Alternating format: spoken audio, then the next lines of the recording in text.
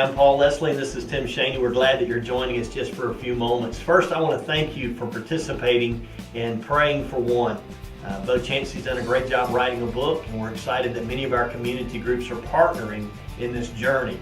Not only through community group and on Sunday morning, but through the daily devotion as well. So Tim, I hope so far it's a good experience for everybody. It really has been. It's an incredible concept, and especially in the context of community.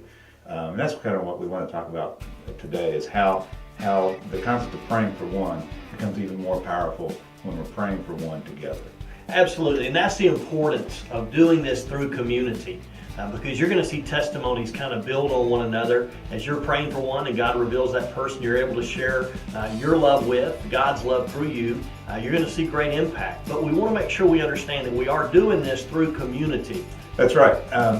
Imagine if I'm praying for one, and I'm praying that God show me one person to share God's love with each day, and sometimes it's going to have a name with it. There's going to be one name. I'm going to write it up on the wall. I'm going to be praying for that one name. Other times it'll be opportunities throughout the day.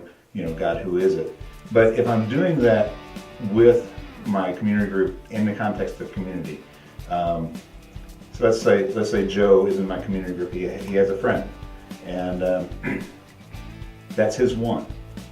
I know this because I'm doing life with him. That's right. And so I'm praying for Joe's friend by name. I'm praying for Joe to have opportunity with him.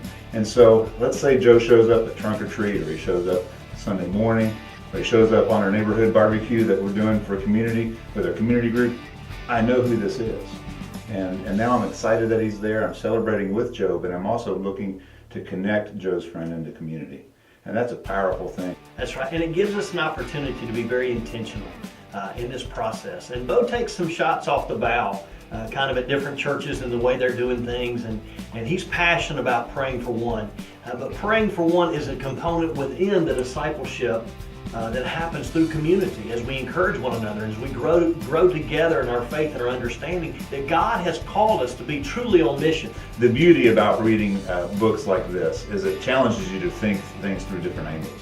And one of the things that Bo had said, and he was kind of hard on churches or on discipleship processes, and he was just kind of pointing out some of the flaws and some of the shortcomings of just the processes and the system that churches often have for discipleship.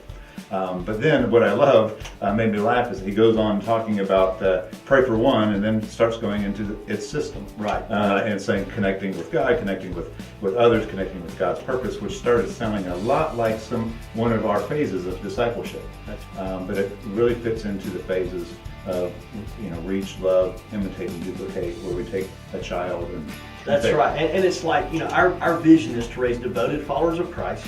Right. Who love, imitate, and duplicate, as you mentioned, in our surrendered lives as we give it all to Jesus. So praying for one is asking God to help us be very intentional about sharing His love with someone that He puts on our radar, somebody that we encounter. So it's really a building block in what we're trying to accomplish. It's a journey, and we want to be very intentional about raising up disciples who are devoted followers of Jesus Christ. And we believe here at McDonough Christian Church that best happens when people are connected in community.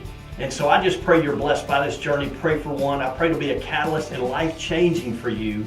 As you do, you become aware of those people around you, because God's love is an incredible thing. His grace has touched us, and I pray that through this journey of praying for one, you will reach and touch somebody else with the love of Christ.